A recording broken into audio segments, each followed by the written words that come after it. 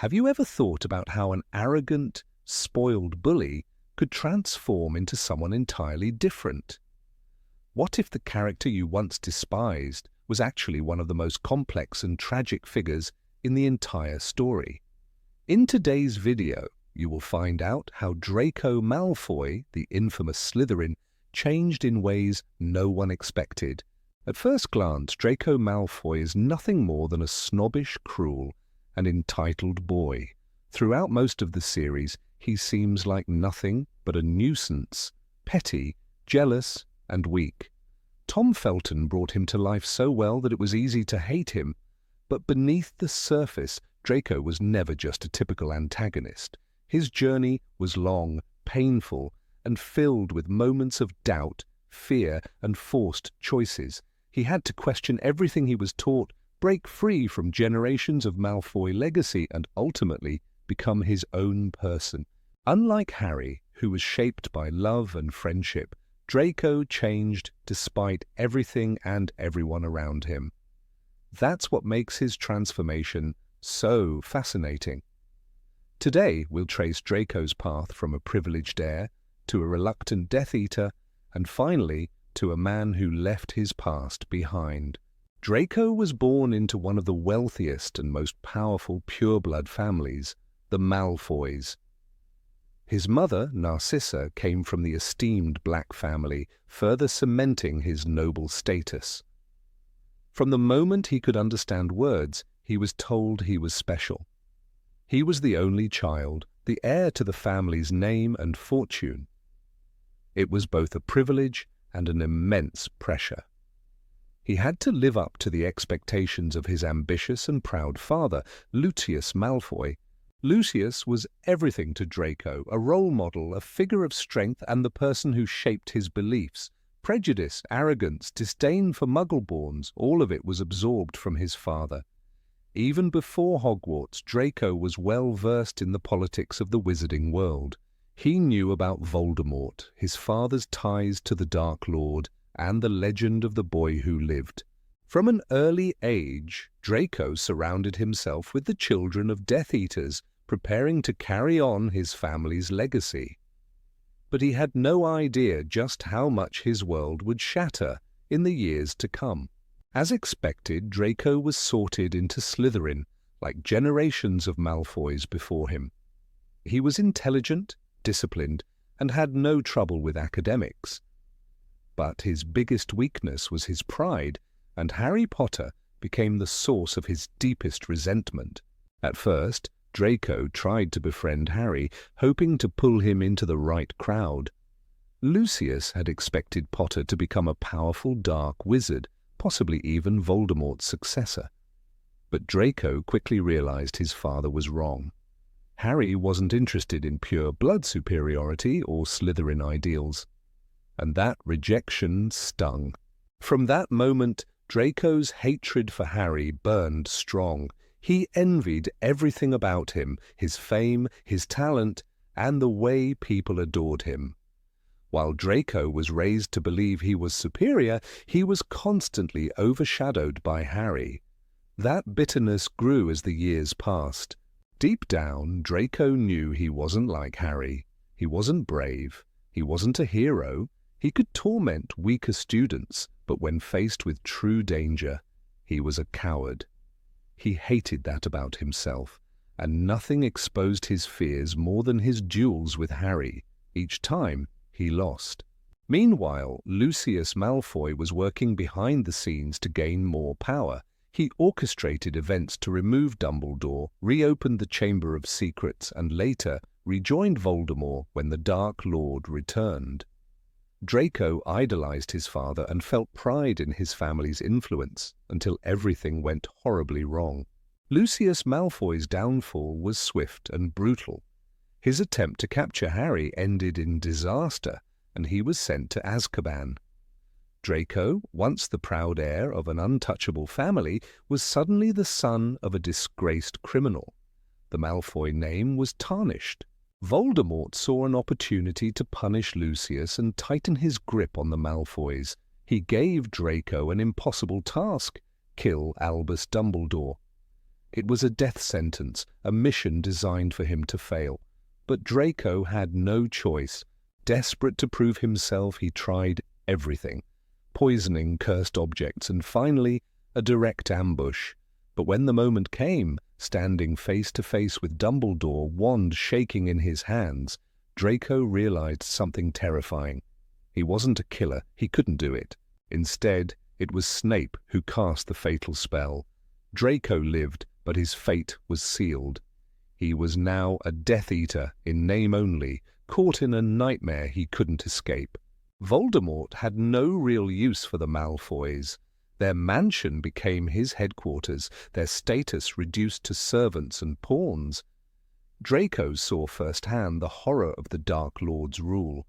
The pride and arrogance he once flaunted disappeared.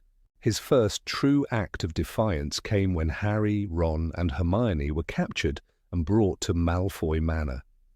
Draco had the chance to expose Harry to Voldemort. Instead, he hesitated, he lied, he let them go. By the time the Battle of Hogwarts began, Draco was a broken shell of the boy he once was. He wasn't fighting for Voldemort. He wasn't fighting against him either.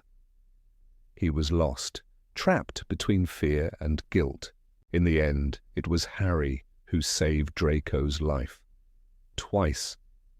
That moment shattered everything Draco had been raised to believe. The war was over. Voldemort was dead, and Draco had to decide what kind of man he wanted to be.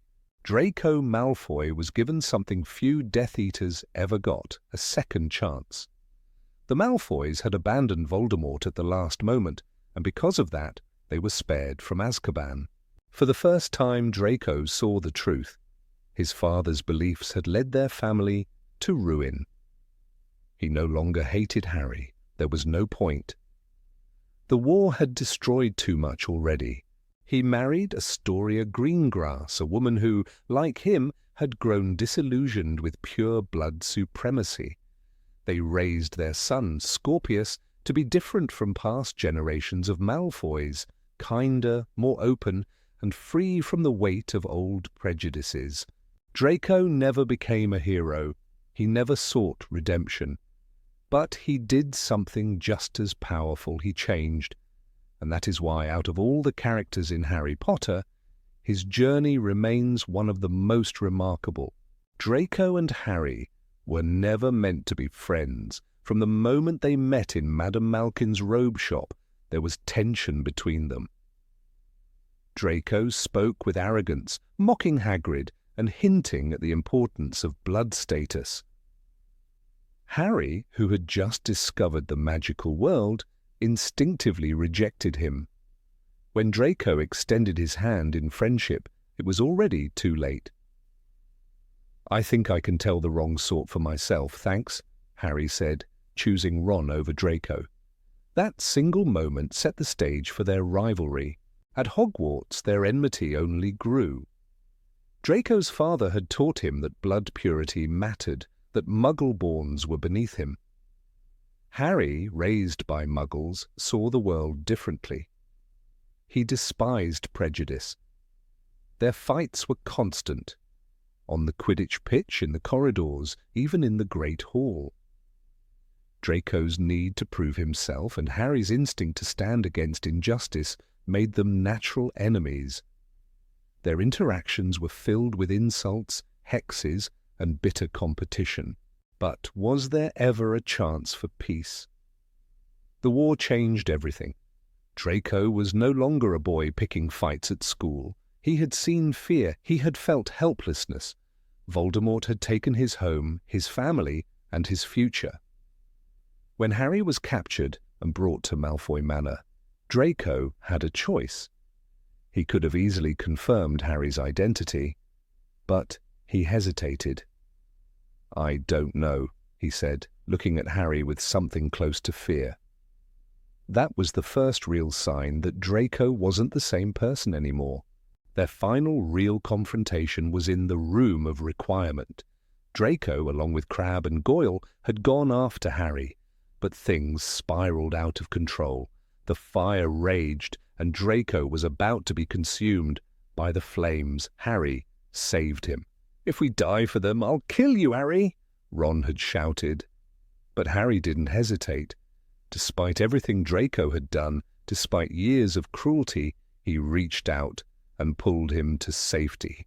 And yet, after the war, they never became friends. Why? The answer is simple. Too much had happened. Harry had forgiven, but he hadn't forgotten. Draco had changed, but he was still a Malfoy, still tied to the past. J.K. Rowling once said, Draco had all the makings of a good person if he'd made different choices. But he didn't. By the time he realized he was on the wrong side, it was too late. In The Cursed Child, we see glimpses of a different Draco.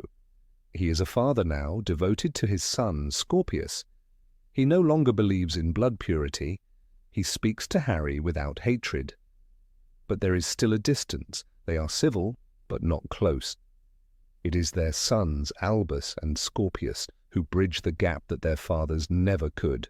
Draco's reluctance to befriend Harry was partly pride, but also guilt. He had mocked him for years, attacked his friends, and nearly led him to death. Even if Harry was willing to move forward, Draco wasn't the type to ask for forgiveness. He was raised in a world where emotions were a weakness. Admitting he had been wrong would have meant breaking away from everything his family once stood for. Could they have been friends under different circumstances? If Draco had chosen differently, if he had stood against his father earlier, perhaps? If he had joined the Order instead of the Death Eaters, maybe. But Draco had spent too much time resenting Harry, and Harry had spent too much time fighting against everything Draco represented. In the end, they reached a silent understanding. They nodded to each other at King's Cross, their children waving goodbye as they boarded the Hogwarts Express. It wasn't friendship, but it was peace. And for Draco and Harry, that was enough.